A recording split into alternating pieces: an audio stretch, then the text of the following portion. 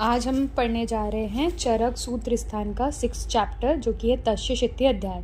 देखो तस्य अध्याय पे जैसे कि हमने मात्रा शित्य में अपनी दिनचर्या पढ़ ली थी, अब तस्य अध्याय में हम आचार्य चरक अनुसार जो ऋतुचर्या है वो पढ़ेंगे। देखो ऋतुचर्या हमारे जो सुश्रुत की है वो इतनी इम्पॉर्टेंट नहीं है, सबसे इम्पॉर्टेंट अभी चरक की होती है। लेकिन अभी रिसेंट ईयर में ऐसा देखा जा रहा है कि जो ऋतुचर्या से जो क्वेश्चंस है जो कि वाग्भट से भी पूछे जा रहे हैं, तो ऋतुचर्या बहुत इंपॉर्टेंट टॉपिक है, तो हमें दोनों तरीके से देखना है। चरक का ज़्यादा इंपॉर्टेंट है तो चरक का बेस बनाएंगे, फिर हम वाग्भट का भी देखेंगे। ठीक है, अब तस्य अध्याय में 4 प्रकार के आहार के बारे में सबसे पहले वर्णन किया गया है कि युक्ति पूर्वक सेवन करने से और वो जो आशित, पीत, लीड़ और खादित आहार जो हमारा है वो बल वर्णश्च वर्ध्यते, तो बल वर्णश्च वर्ध्यते करेगा हमारा। ठीक है, उसके बाद संवत्सर का मतलब आपको पता ही होगा कि एक वर्ष को हम संवत्सर कहते हैं। एक वर्ष के अंदर 2 अयन होते हैं या 2 काल होते हैं, आदान काल और विसर्ग काल। आदान काल से हम उत्तरायण और विसर्ग काल से हम दक्षिणायन लेंगे। अब देखो व से विसर्ग काल है तो विसर्ग काल से ऋतु याद रखेंगे वर्षा, शरद और हेमंत, ज़्यादा नहीं कन्फ्यूजन करना। व से विसर्ग काल, व से वर्षा, शरद और हेमंत। फिर आदान काल की ऋतुएं रहेंगी शिशिर, वसंत और ग्रीष्म, तो ये क्या हो जाएगा उत्तरायण। जो हमारा ईयर स्टार्ट होता है, अगर अपन जनवरी से ले लो तो 14 तारीख को मकर संक्रांति और उत्तरायण चालू हो जाता है। तो हमारी जो ईयर वाइज अगर देखा जाए तो पहले ऋतु आती है शिशिर, वसंत, ग्रीष्म, वर्षा, शरद, हेमंत। ठीक है, अब उत्तरायण है तो सूर्य का बल अधिक रहेगा, दक्षिणायन है तो सूर्य का बल कम रहेगा, चंद्रमा इसमें बलवान रहेगा।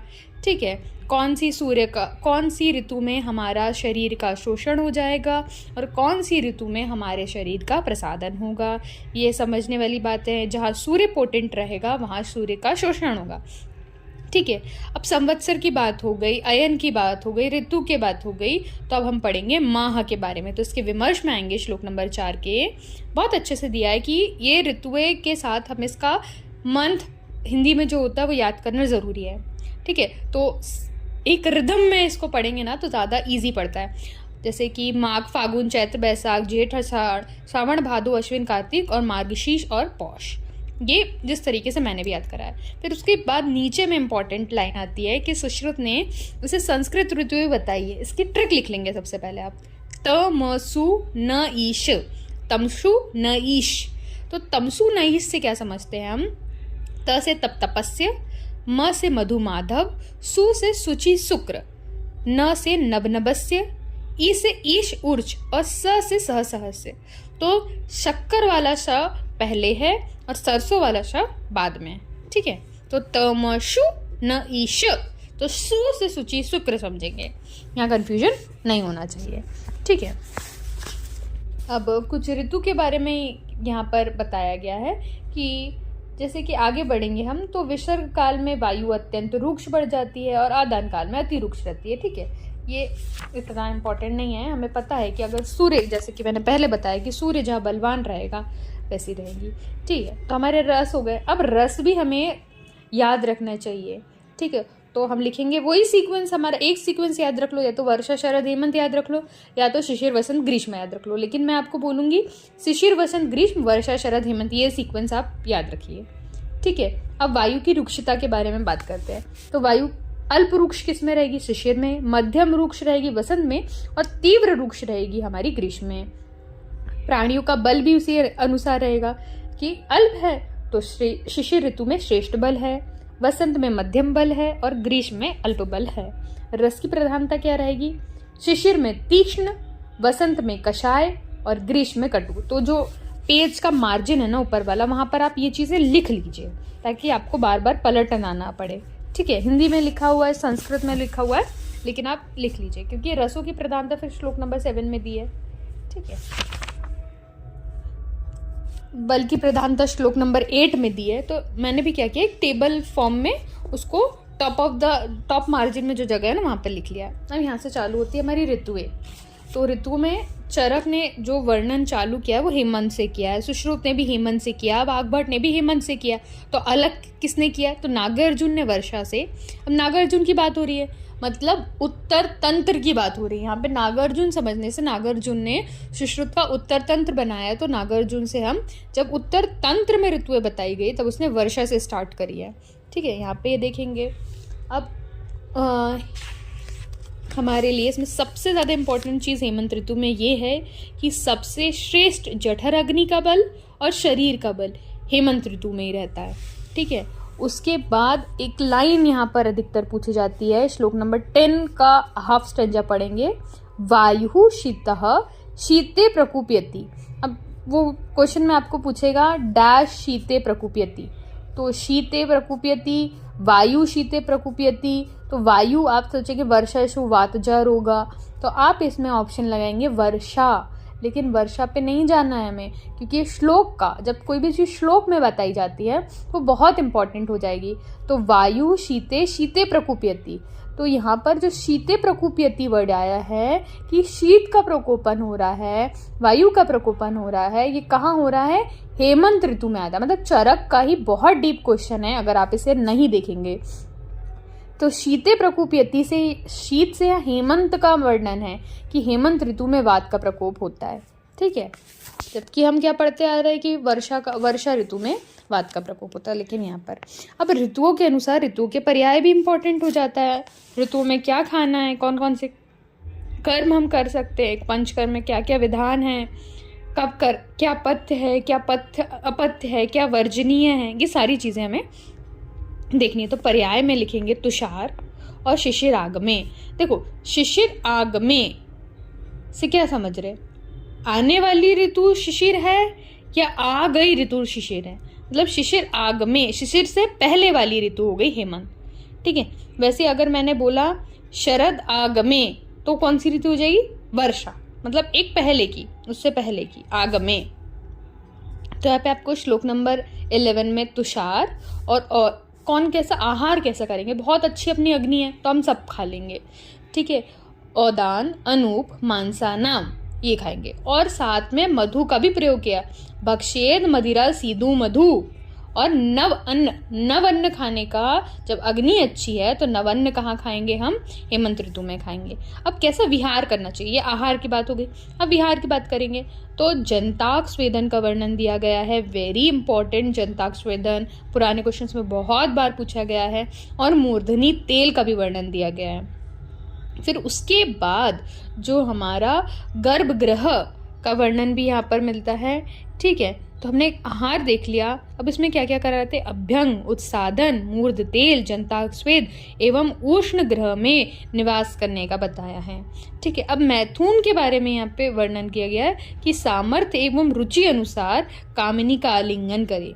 ठीक है, ये जो श्लोक नंबर 17 का फर्स्ट स्टैंजा हो गया। प्रकामम च निषेवियत मैथुन शिशिरागमे। ठीक है, फिर वर्जनीय जो श्लोक नंबर 18 हो जाता है, बहुत इंपॉर्टेंट हो जाता है। वर्जेद अन्नपानानि वातलानि लघुनी च प्रवातम प्रमित आहार उद्मंथम हिमागमे। कोशिश करें कि इसे एक फ्लो में या एक श्लोक में बार बार पढ़कर इसे याद करें। तो वर्जेद अन्नपानानि, कौन सा अन्न आपको वर्जित करना है? अन्नपानानि, वर्जेद अन्नपानानि वातलानि, जो वातल आहार होगा, जो वात प्रधान होगा, जो लघु होगा, क्योंकि अग्नि त्रिवेद, हल्का खाया फटाक से पचा लेगी। फिर प्रमित आहार, नपा तुला खाना नहीं खाना है हमें। उद्मंथ का वर्जनीय बोला है, उद्मंथ भी नहीं खाना है। कब खाना है हमें? ग्रीष्म ऋतु में खाना है, सत्तू। ठीक है, ये हो गया हमें क्या नहीं करना है। अब शिशिर ऋतु की बातें में आ जाते हैं। शिशिर ऋतु में ज़्यादा एम्फेसाइज ना करते समय उन्होंने सिर्फ बोला है ऐसी ऋतु रहेगी जैसी हेमंत ऋतु थी। बस वर्जनीय पे चले जाएंगे हम यहाँ पर। वर्जनीय में बोल दिया है कटु तिक्त कषायाणाई, तो वहाँ पर उसने रसों का वर्णन नहीं किया था। हेमंत में वर्जेत वातलानी लघु नीचा बोला था, यहाँ पर बोला है कटु तिक्त कषायाणानी वातलानी लघु नीचा वर्जेद अन्नपानानी शिशिरानी शीतलानी चा। ठीक है, बस। फिर वसंत ऋतु की चर्या के बारे में बात आती है। तो वसंत ऋतु चर्या से बहुत बहुत क्वेश्चंस पूछे गए हैं। पहले तो अब इसका नाम याद कर लेते। कुसुम आगमे रहेगा, हिमंत्रक रहेगा। अब इसको एक एक वर्ड इंपॉर्टेंट है, यहाँ पे आप चढ़ेंगे ना। वसंते निश्चितः श्लेष्मा दिन आकृति। अब यहाँ पर क्या बोला है कि हमें पता है कि कफ प्रकुपित होता है। अब कफ क्यों प्रकुपित होता है, कफ कैसे प्रकुपित होता है? तो इसमें बोला कि हेमंत ऋतु में जो संचित कफ था अब उसको सूर्य की गर्मी मिली तो वो पिघल गया, द्रवीभूत हो गया और जठराग्नि को मंद कर देता है। इसके कारण अनेक प्रकार के रोग होते हैं। तो काय अग्नि बाध्यते रोगा, तो काय अग्नि मतलब हमारी जो जठर अग्नि है वो बाधित हो चुकी है, मंद हो चुकी है और रोग उत्पन्न हो गए। तो ये वसंत ऋतु के लिए बोला है। उसमें क्या कराएंगे हम, चिकित्सा क्या करेंगे, वमन आदि कार्य, वमन आदि कर्म, हम वमन आदि पंच कर्म उसको हम करेंगे। अब त्याज्य आहार विहार क्या है, जठर अग्नि हो गई हमारी मंद, कफ हो गया प्रकोपित, कराना है हमको पंचकर्म। तो क्या हम गुरु आहार लेंगे, नहीं, क्या अम्ल लेंगे। इस साल का क्वेश्चन यहाँ से बना था 2025 का कि गुरु, अम्ल, स्निग्ध और मधुर, इसमें से ऐसा पूछा था कि कौन सा रस जो है वो नहीं लेंगे। तो मधुर सबको याद रहता है, गुरु याद रहता है। ये स्निग्ध पे क्वेश्चन बना था कि मेजॉरिटी थी कि आधे से ज़्यादा बच्चों ने स्निग्ध पे लगा दिया था कि जो स्निग्ध है वो वर्जित है वसंत में कि नहीं। तो अगर बहुत इजी तरीके से अगर आप सोचेंगे, और अम्ल है ना, तो अम्ल में अम्ल में लोगों को कंफ्यूजन हो गया था कि गुरु तो चलो होगा, गुरु को वर्जित कर दिया, स्निग्ध है कफ वर्जित होगा, मधुर, लेकिन अम्ल नहीं होना, अम्ल नहीं होगा कि स्निग्ध लोगों ने मतलब स्निग्ध लगा दिया था कि शायद हाँ अम्ल के बारे में नहीं सोचा था, जबकि अम्ल का भी यहाँ पर वर्णन है ना। और दिन में शयन नहीं करना चाहिए, दिवा स्वप्नम च वर्जे। तो इस साल 2025 का क्वेश्चन यहाँ से बना था। ठीक है, फिर वसंत, अभी हम बोल ही रहे थे, क्वेश्चन आता है वसंत ऋतु में सेवनीय आहार विहार के बारे में बात करेंगे कि क्या करना चाहिए। अब कफ बढ़ गया तो हमें कफ कम करने के लिए एक्सरसाइज करना है, उद्वटन, धूम्रपान, कवल, अंजन, मलमूत्र त्याग करने के बाद गुनगुने जल का प्रयोग करना है। ठीक है, शुक अम्बुना शौच विधि, शुक अम्बुना, ठीक है, गरम गरम पानी से कुनकुना पानी लेना है। ठीक है, फिर चंदन, अगुरु आदि ये सारी चीज़ें भी आपको लगानी है। यव गोधूम भोजन लेना है। ठीक है, उसके बाद मांस, मतलब कौन कौन सा मांस अलग अलग बताया गया है उस पर भी होता है। तो यहाँ पर आप याद रखेंगे कि शशः मेषेण, ये वर्ड मार्क करेंगे, और लावक पिंजर। ठीक है, फिर उसके बाद एक क्वेश्चन पूछा, वसंत मास की ऋतुचर्या में हम सीधु और माधविक का मध्य का पान और स्त्रियों का सेवन यानी यौवन का सेवन करना चाहिए। तो जो आखिरी लाइन है श्लोक नंबर 26 में, भवेत स्त्रीणाम का मननाम च यौवनम, ये मार्क करेंगे। तो कामना नाम च यौवनम से हमें बसंत ऋतुचर्या सोचनी है, ना कि हेमंत ऋतुचर्या की सबसे ज़्यादा ठंडी उस ऋतु में रहती है। अपत्य की बात हो गई है, मैथुन की बात हो गई है, तो चलते हैं ग्रीष्म ऋतुचर्या में।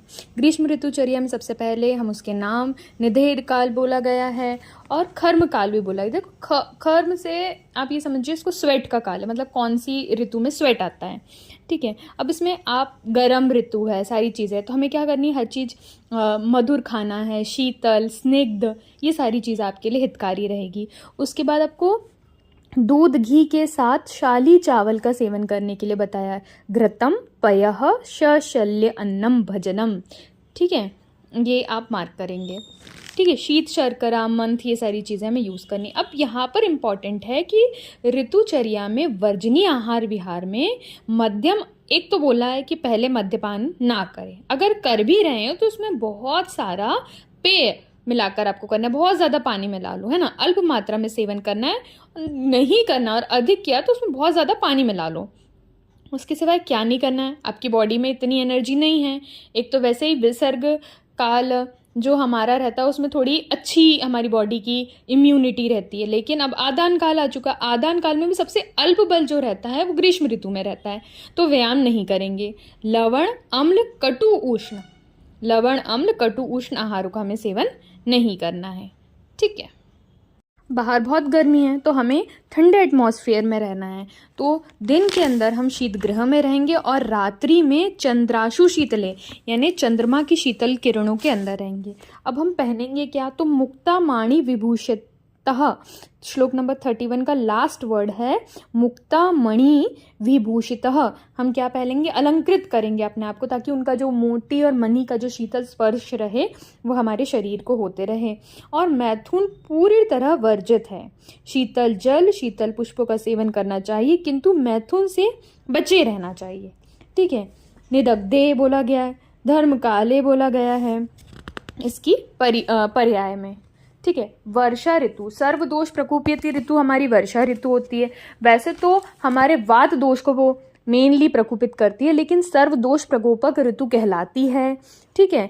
और आदान काल की अब हमारी बात हो गई, लेकिन इसका श्लोक देखेंगे तो आदान दुर्बले देहे पक्ता भवति दुर्बलः, तो इससे हमें आदान की ऋतुएं नहीं समझनी है। लिखा श्लोक में आदान दुर्बले देहे रहेगा, लेकिन ये कौन सी ऋतु में है? वर्षा ऋतु। व से वर्षा, व से विसर्ग काल, तो विसर्ग काल की ऋतु है, लेकिन श्लोक में आदान दुर्बले देहे पक्ता भवति दुर्बलः लिखा गया है। ठीक है, क्योंकि आदान काल से मनुष्य का जो शरीर है वो दुर्बल हो जाता है, और दुर्बल शरीर में जठर अग्नि भी दुर्बल हो जाती है। और वर्षा ऋतु आ गई तो वातादि पूरे दोष दुष्ट हो गए, जठर अग्नि को दुर्बल कर दिए, जठर अग्नि मंद हो गई। इस ऋतु में क्या होता है, जैसे बारिश हुई तो बाष्प निकलेगा। ठीक है, आकाश से जल गिरता है, ऋतु से जल, पृथ्वी से बाष्प निकलती है, जल की अम्लता हो जाती है ना।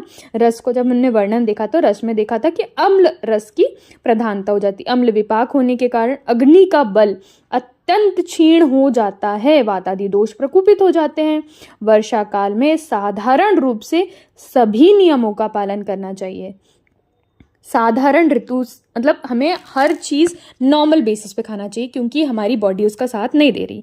अब कैसा आहार विहार रखना चाहिए, तो उद्मंथ, दिवा, स्वप्न, ठीक है, नदी, जल, व्यायाम, आतप, ये सारी चीज़ें जो है हमें नहीं करना है। दिन में नहीं सोना चाहिए, जल में घुला हुआ सत्तू नहीं खाना चाहिए, ओश गिरते समय उसमें उठना बैठना या घूमना नहीं चाहिए, नदी का जल, एक्सरसाइज, धूप में बैठना, मैथुन छोड़ देना चाहिए।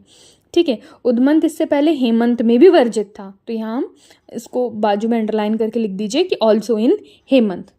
ठीक है। अब वर्षा ऋतु में सेवनीय आहार विहार के बारे में बात करेंगे।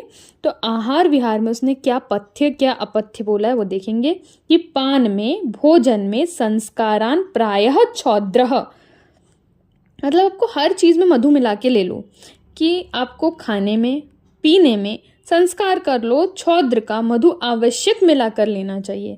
ठीक है। वात और वर्षा से भरे उन विशेष शीत वाले दिनों में अम्ल तथा लवण रस और स्नेह द्रव्यों की प्रधानता भोजन में रहनी चाहिए। हमें बॉडी को अपने इम्यून बनाना है। ठीक है, बॉडी को शक्ति देना है, तो सेवनीय में मधु मिलाकर माध्विक, अरिष्ट, महेंद्र जल, कोश, सरस या शतशीत जल पीना है। अब मधु के लिए स्पेसिफिक याद रखेंगे आपकी सारी चीज़ों में मधु मिलाकर किस ऋतु में लेते, तो वो हमारी रहेगी वर्षा ऋतु। ठीक है। उसके बाद चलते हैं शरद ऋतु में। शरद ऋतु का सबसे इम्पोर्टेंट हमें पता है कि आचार्य चरक ने क्या बताया है। आचार्य चरक ने यहाँ पर हमारे किस चीज़ का वर्णन किया है, आपको समझ में आ ही गया होगा किस चीज़ का वर्णन करे, पर एक बार सीक्वेंस से देख लेते हैं चीज़ें। जब शरद ऋतु की बात आती है तो पित्त का प्रकोप होता है। अब पित्त शामक आहार विहार करना चाहिए। ठीक है। तिक्त, सर्पी, पान, विरेचन, कर्म और रक्त मोक्षण के लिए बेस्ट ऋतु बताई गई है। ठीक है। अब उसमें आपको कौन कौन सा मास, तो एण मास कर लीजिए, और उरभ्र, शरभ, शशक का मास ये लेना है आपको। और 6/43 में एक बार आ जाएंगे लावक, कपिक, ये वाली फर्स्ट लाइन मार्क करेंगे। और घनाते, घन कौन सा था, घन मतलब गर्मी, तो घनाते, घन के खत्म होने के बाद वाली ऋतु हो गई हमारी शरद ऋतु। तिक्तस्य सर्पी पानम, पानम विरेक रक्तमोक्षणम, ये हमारी इंपॉर्टेंट लाइन हो गई। उसके बाद इसके वर्ज में अधिकतर लोग भूल जाते हैं, लेकिन हमें यहाँ नहीं भूलना है। श्लोक नंबर 44 में क्या लिखा है, आतापस्य च वर्जनम, मतलब किसी भी तरीके से हमें धूप का सेवन नहीं करना। एक तो पित्त प्रकोपन की ऋतु है, और क्या क्या नहीं करना है, क्या क्या करना है, तो वसाम, तेलम, अवश्याय, औदाक, अनूप, माशिमा, छार, दधि, दिवा, स्वप्नम, प्रागवातम, चात्र वर्जयेत। तो क्या क्या वर्जन करना है, क्या क्या त्याज करना है। आपकी पित्त प्रकोपित है तो वसा, चर्बी, ओस, औदान, अनूप, छार, दधि का सेवन, दिन का शयन, ये सारी चीज़ें आप नहीं करेंगे। और पूर्वी वात का सेवन नहीं करना है। ठीक है, पूर्वी वायु का सेवन आपको नहीं करना है। अब हंसोदक, हंसोदक का वर्णन किसने नहीं किया है, तो सुश्रुत आचार्य ने हंसोदक का वर्णन नहीं किया है। हंसोदक की ऋतु का आपको श्लोक हम स्वस्थ व्रत के अंदर भी याद करते हैं। तो दिवा दिवा सूर्यांशु संतप्तम निशि चंद्रांशु शीतलम काले पक्वम निर्दोषम अगस्त्येन विशीकृतम हंसोदकम इति ख्यातम शारदम विमलम शुचि स्नान पान अवगाहेषु शश्यते तद्यदा अमृतम। मतलब दिन में सूर्यांशु से संतप्त होकर वो जो पानी है वो क्या होगा, दिन में सूर्य की गर्मी से तप्त होगा और रात में चंद्रमा की शीतलता से शीतल होगा उस दोष में। और अगर अगस्त्य ऋषि, मतलब अगस्त्य जो ऋषि के कारण जो तारे का नाम रखा गया तो वो निकलता है, उसके कारण सारे जो जल है अगस्त तारा के उदय होने पर प्रभाव से विष रहित हुआ जल हंसोदक कहा जाता है। और हंसोदक जल से बेस्ट जल इसमें कुछ नहीं बताया, विमल और पवित्र तथा स्नान पान अवगाह, जो काम करना है आपको उसमें अमृत के समान फल देने वाला होता है। इसमें अनुकूल विहार क्या करना है, तो चंद्रमा की किरणों का सेवन हितकारी होता है शरद ऋतु में। ऋतु संधि, ऋतु संधि का वर्णन यहाँ पर आप उसके विमर्श में नेक्स्ट पेज पे आ जाएंगे तो अष्टांग हृदय सूत्र 3 में दिया गया है कि ऋतु संधि जो होती है वो 14 डेज की रहती है। अब 14 डेज की कैसी रहेगी, जो ऋतु प्रेजेंट में चल रही है उसके लास्ट 7 डेज और जो आने वाली ऋतु है उसके फर्स्ट 7 डेज मिलके 14 डेज की हमारी हो जाती है ऋतु संधि। आप ऐसे पढ़ने के रिवीजन से जो हमारा पेज नंबर 130 और 131 में जो टेबल दिया है उसको देख सकते हैं। जो अभी तक हमने पढ़ा बस उसको एक टेबल फॉर्म में बता दिया गया है। अब यहाँ पर जो सातवें का वर्णन है उसका भी रेफरेंस श्लोक नंबर मतलब चैप्टर नंबर 6 में आता है। सात में यहाँ पर 4 प्रकार के मेनली सात्म हैं, ऋतु सात्म, ओक सात्म, देश सात्म और रोग सात्म। ओ ऋतु रोदे, ओ ऋतु रोदे, तो ओ से हो जाएगा ओक सात्म, ऋतु से हो जाएगा ऋतु सात्म, रो से हो जाएगा रोग सात्म और दे से हो जाएगा देह सात्म। ठीक है, सात्म का वर्णन किया है। सात्म को जानने वाला विद्वान देश और रोगों के गुणों से विपरीत गुण वाले विशिष्ट और आहार आदि के उन देशों और रोगों के लिए सात्म बताया है। सात्म ऐसी चीज होती है जो मतलब ये अपथ्य है लेकिन मैंने उसको इतना हैबिटेट में ला लिया अपने कि वो मेरे लिए पथ्य हो गया। तो पर्सन टू पर्सन सात्म वेरी करता है। नेक्स्ट चैप्टर हम देखते हैं, चैप्टर नंबर 7, वेरी इंपॉर्टेंट नावेगान धारणीय चैप्टर।